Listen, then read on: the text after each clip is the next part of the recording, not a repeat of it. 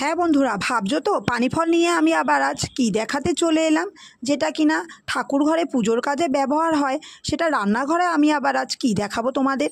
তো চলো, আজ এটা আমি দেখাচ্ছি পূর্ববঙ্গের একটি নিরামিষ রেসিপি, যেটা কিনা আমার মায়ের ঠাকুমার কাছ থেকে শিখেছিলেন। আজ পর্যন্ত আমি সোশ্যাল মিডিয়ায় এই রেসিপিটি দেখতে পাইনি, তাই ভাবলাম তোমাদের সাথে আজ আমি এটা শেয়ার করব। প্রথমেই আমি পানি ফলগুলোকে ধুয়ে পরিষ্কার করে খোসা ছাড়িয়ে সর্ষে পোস্ত, কুচনো নারকেল, কাঁচা পাকা লঙ্কা, নুন হলুদ দিয়ে মিক্সিতে ভালো করে পেস্ট করে নেব।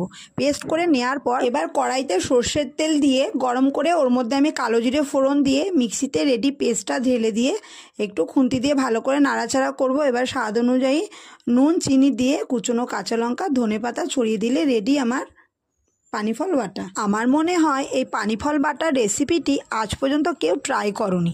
যারা ট্রাই করনি তারা অবশ্যই এই রেসিপিটি দেখে ট্রাই করো, আর আমাকে কমেন্টে জানিও তোমাদের খেতে কেমন লাগলো।